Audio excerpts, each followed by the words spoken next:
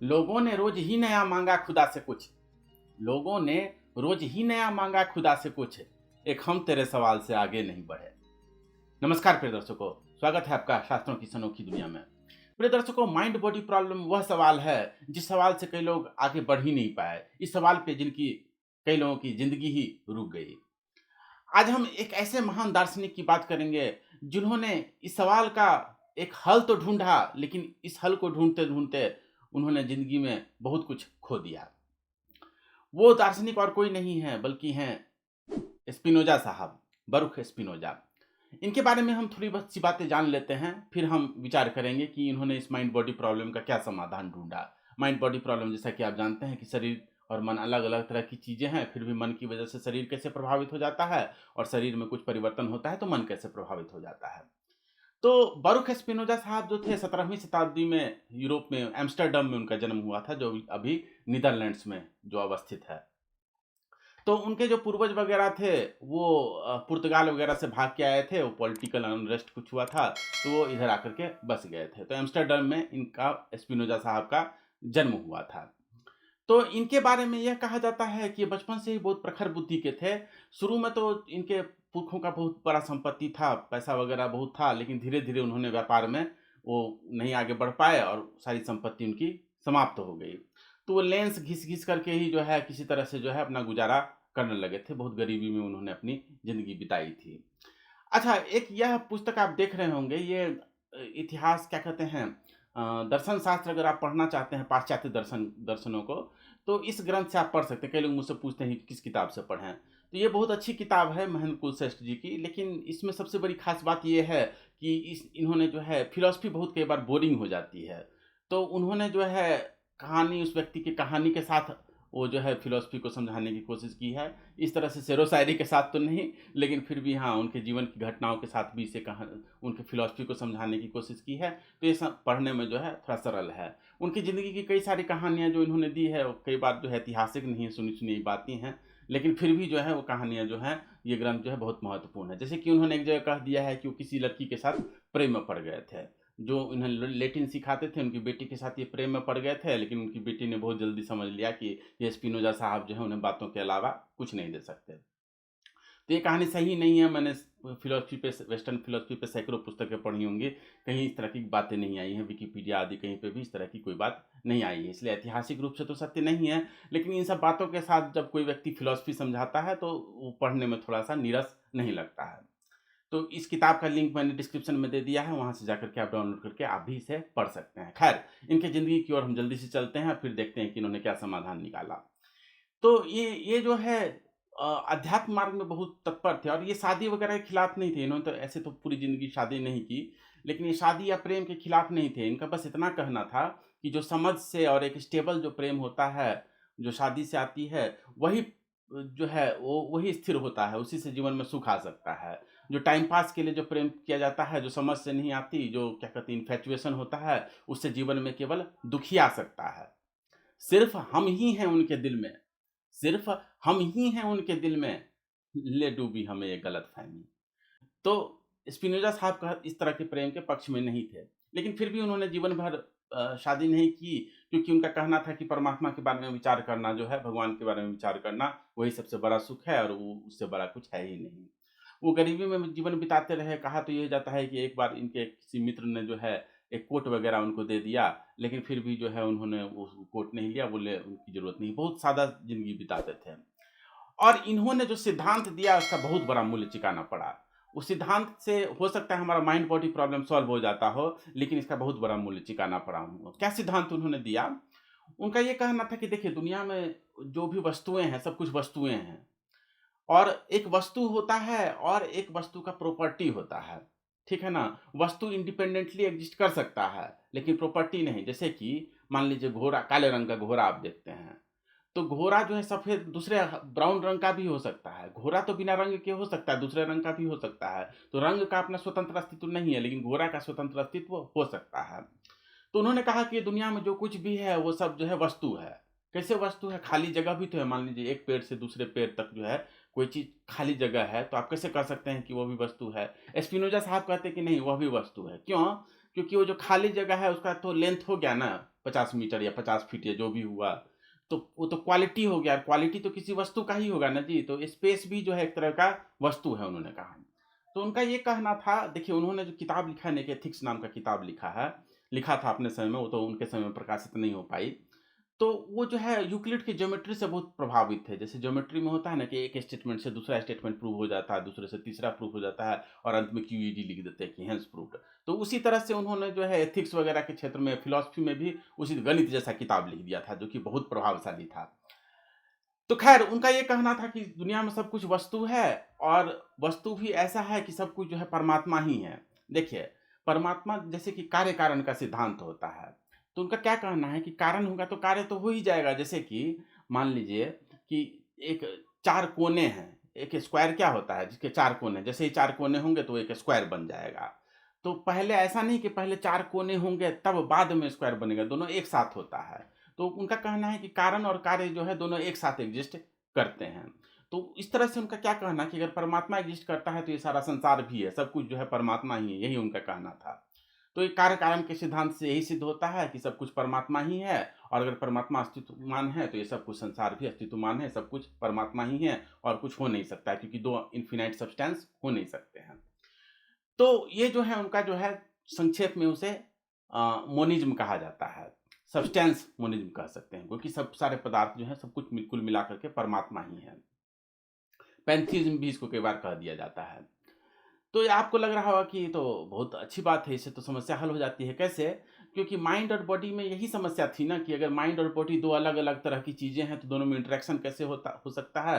तो कितना भी तरह से हम लोग उपाय ढूँढने का कोशिश किए पिछले एपिसोड में, इसको हल हम लोग नहीं कर पाए। जब तक इन दोनों को अलग तरह का चीज़ हम लोग समझते रहेंगे, उस इस प्रश्न को जो है हम लोग हल नहीं कर पाएँगे। इसीलिए आउट ऑफ बॉक्स थिंकिंग ये स्पिनोज़ा साहब लेकर के आए। उनका कहना था कि नहीं, दोनों जो है सब कुछ परमात्मा का ही हिस्सा है। सब कुछ परमात्मा ही है। सुनने में आपको बहुत ही आसान सा चीज़ लग रहा होगा, और लग रहा होगा कि कितना सिंपली उन्होंने माइंड बॉडी प्रॉब्लम को सॉल्व कर दिया। माइंड बॉडी प्रॉब्लम तो यहाँ पे सॉल्व हो जाता है, लेकिन इसके साथ जो है अनेक समस्याएँ खड़ी हो जाती हैं। जी हाँ, इसके साथ यह भी समस्या खड़ी हो जाती है, जब सब कुछ परमात्मा ही है, तब तो किसकी हम भी तो परमात्मा के ही हिस्से हो गए, तो फिर कौन किसकी भक्ति करेगा? तो जीवित परिवार वगैरह में उनका जन्म हुआ था, जब लोगों ने कहा कि भाई साहब ये तो इस तरह की बातें बोलते हैं कि सब कुछ परमात्मा ही है, तो फिर परमात्मा की भक्ति करने का तो मतलब ही नहीं रह गया, क्योंकि वो तो अलग है ही नहीं, वही हम ही वही परमात्मा है, वही सब कुछ है। तो फिर भक्ति करने का क्या महत्व रह गया? तो और लोग जो है भक्ति करना चाहते थे, जीविस वगैरह जो संप्रदाय होते हैं, पारसी वगैरह, ये सब जो है भक्ति में बहुत विश्वास रखते हैं, तो इसीलिए वो लोग जो है बहुत नाराज़ हो गए इनसे। इतना ही पे बात अटक जाती तो कोई क्या बात थी? बात इससे भी ज़्यादा उन्होंने खतरनाक कह दी। उनका ये कहना था, जैसे मैं अभी कार्य कारण की बात कह रहा था कि कारण होगा तो कार्य होके ही रहेगा। तो ये कुदरत का कानून है कि परमात्मा है तो ये पृथ्वी सृष्टि भी है। तो अगर ये सब कुछ परमात्मा ही है और कुदरत के कानून से सब कुछ बंधा हुआ है, तब तो इसका मतलब हुआ कि परमात्मा भी स्वतंत्र नहीं है, परमात्मा के पास भी फ्री विल नहीं है। हमारे पास तो नहीं है, और हम चूँकि हम सब परमात्मा ही हैं, तो भगवान के पास भी कोई फ्री विल वगैरह नहीं है, वो भी कुदरत के कानून से जो है बंधे हुए हैं। ये तो और खतरनाक बात हो गई। देखिए, हमने कहा था ना, पहले ही एपिसोड में हमने आपको कहा था कि बार-बार यहाँ पे फ्री विल की भी चर्चा आ जाया करेगी। इसलिए हमने आपको फ्री विल का सीरीज़ नहीं दिया। पहले माइंड बॉडी प्रॉब्लम को अच्छे से समझ जाइए, फ्री विल का सीरीज़ हम बाद में देंगे। इस श्रृंखला को जो है अच्छे से समझने के लिए जो है आपको शुरू से हर लेक्चर अगर आप देखेंगे, तो आपको अच्छे से समझ में आएगा। पहले एपिसोड में हमने आपको यह बताया था कि इसमें क्या-क्या पढ़ते हैं माइंड बॉडी प्रॉब्लम में। दूसरे एपिसोड में हमने आपको जो है वह कहानी बताई थी कि कहाँ से इस प्रश्न का जन्म हुआ था, देकार्त की कहानी बताई थी। तीसरे एपिसोड में माइंड बॉडी प्रॉब्लम के कई सारे समाधान हमने करने की कोशिश की, लेकिन उससे हल नहीं हो पाया।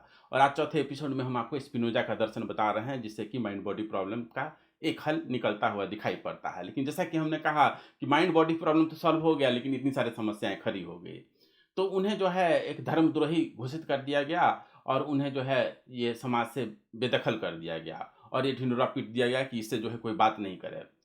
उनके लिए जो है देखिए क्या कहा गया, वो जो सिनागोग वगैरह ने जो है इनके लिए क्या कहा, बोला कष्ट बी ही बाय डे, कष्ट बी ही बाय नाइट, मतलब वो हमेशा श्रापित रहे, इस तरह की बातें उनके लिए कह दी गई और प्रचारित कर दी गई कि ये जो है शैतान का पुजारी है।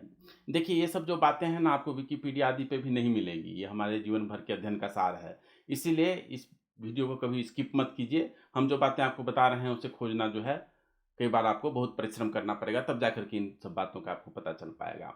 तो ये समस्या खड़ी हो जाती है, भगवान के विषय में समस्या खड़ी हो जाती है, इसलिए उन्हें जो है समाज से बेदखल कर दिया गया था। तो इनका पैंथीइज़्म का सिद्धांत जो है बड़ा खतरनाक था। इसका जो है पूर्ववर्ती दर्शन में अगर हम देखने की कोशिश करें, तो रामानुज का जो विशिष्टाद्वैत दर्शन है, उससे काफ़ी मिलता-जुलता है।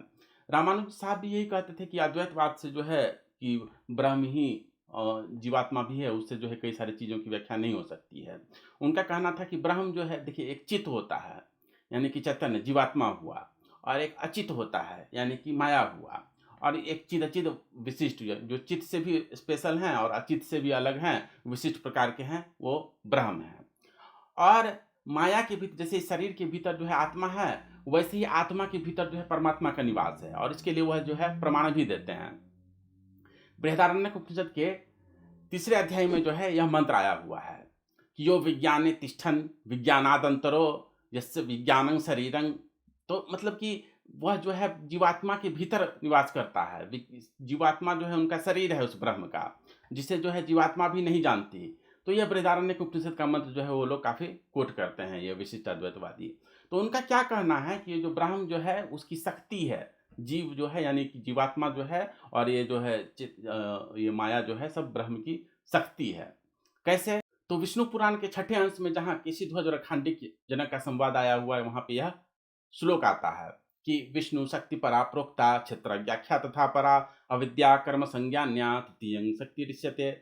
यानी कि वो जो विष्णु जो है या ब्रह्म है, जो भी कह लीजिए, तो उनकी एक शक्ति जो है माया है, दूसरी शक्ति अविद्या है, और तीसरी शक्ति जो है जीवात्मा है। तो शरीर और शरीरी में अभेद होता है, जैसे मैं और मेरा आत्मा जो है उस दोनों में अभेद है। मैं शरीर को भी मैं कह देता हूँ और आत्मा को भी मैं कह देता हूँ। उसी तरह से आत्मा के भीतर ही परमात्मा व्याप्त हैं, तो इस हिसाब से दोनों में अभेद भी है और एक हिसाब से भेद भी है। तो ये विशिष्टाद्वैत का सिद्धांत जो है मोटा-मोटी है कि सब कुछ परमात्मा भी है और उससे भिन्न भी है। तो उन्होंने जो है ये रामानुजाचार्य जी ने जो है इनकी समस्या को हल कर दिया। स्पिनोजा साहब जो थे, उनके दर्शन से तो इस तरह की बातें आ जाती हैं कि हम भगवान की भक्ति नहीं कर सकते हैं। लेकिन विशिष्टाद्वैत संप्रदाय वाले लोग जो हैं, भगवान की भक्ति भी करते हैं। तो ये संक्षेप में हमने इनके दर्शनों को बताया। अच्छा, विज्ञान इस विषय में क्या कहता है? विज्ञान को भी इस विषय में कुछ कहना है क्या? तो हाँ, विज्ञान भी कुछ हद तक इनकी बातों से सहमत है। कैसे? देखिए, एक यॉर्निंग की प्रक्रिया होती है। यॉर्निंग जो होता है ना, आप जम्हाई लेते हैं, साँस जोर से लेते हैं ना, कई बार जो नींद आती रहती है आपको। तो यॉर्निंग के बारे में जो है अभी विज्ञान के क्षेत्र में बहुत शोध हो रहा है, और विज्ञान भी अभी जो है मेडिकल साइंस भी इसकी जो है पूरी तरह से व्याख्या नहीं कर पाया है कि ऐसा क्यों हो जाता है। कई तरह के थ्योरी हैं, लेकिन इदम इत्थम कोई नहीं कह सकता। तो एक थ्योरी क्या कहती है कि जब शरीर में जो है ऑक्सीजन की कमी हो जाती है, तब आदमी ये जो जम्हाई लेता है, यौन करता है। और दूसरी थ्योरी यह कहती है कि कई बार आदमी जो है बोर होते रहता है, तब वो जम्हाई लेने लगता है, साँस लेने लगता है, वो यौन यौन करने लगता है।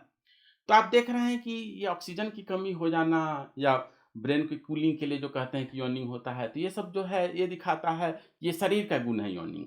लेकिन ये जो बोर होने की वजह से आदमी यौन करते हैं, तो वो जो है मन का गुण हो जाता है। तो इससे जान पड़ता है कि शरीर और मन जो है एक ही सिक्के के दो पहलू हैं। तो ये जो है मोटा-मोटी जो है स्पिनोजा का दर्शन हमने आपको माइंड बॉडी प्रॉब्लम के क्षेत्र में बताया। यहाँ पे चलते-चलते हम आपको यह भी बोल देना चाहेंगे कि इन्हीं के दर्शन को लेकर के आगे जाकर के जो बर्ट्रैंड रसेल और विलियम जेम्स साहब जो हैं, उन्होंने जो है एक न्यूट्रल मोनिज़्म का कॉन्सेप्ट दिया। उनका ये कहना था कि एक जो परम तत्व जो है वो एक न्यूट्रल है, और उसी से जो है शरीर यानी मैटर भी पैदा होता है, और उसी से जो है माइंड भी पैदा होता है। स्पिनोजा का दर्शन क्या कहता है कि माइंड और मैटर जो है ना, दोनों एक ही परमात्मा के दोनों अंश है, दोनों वास्तविक हैं। एक परमात्मा कोई तीसरा चीज़ नहीं है, कोई भगवान जो है। लेकिन ये जो है क्या कहते हैं, ये बर्ट्रैंड रसेल आदि का क्या कहना है कि एक न्यूट्रल सब्सटेंस है, उसको वो जो है उसकी वजह से जो है एक मैटर भी पैदा होता है, और उसी से जो है माइंड भी पैदा होता है। तो हल्का बहुत मोटा-मोटी तो सेम ही है, मोनिज़्म का ही कॉन्सेप्ट है, लेकिन थोड़ा बहुत उसके उनके दर्शन में थोड़ा-सा भेद है, विलियम जेम्स और बर्ट्रैंड रसेल के सिद्धांतों में। तो जैसा कि हमने कहा कि स्पिनोजा साहब को उनके दर्शन के लिए समाज से बेदखल कर दिया गया था, तो उन्होंने जो है जीते जी उनकी कई सारी पुस्तकें तो पब्लिश नहीं हो पाई, लेकिन जब मरने के बाद उनकी पुस्तकें पब्लिश हुई, तो अचानक से जो है वो बहुत ही प्रसिद्ध हो गया।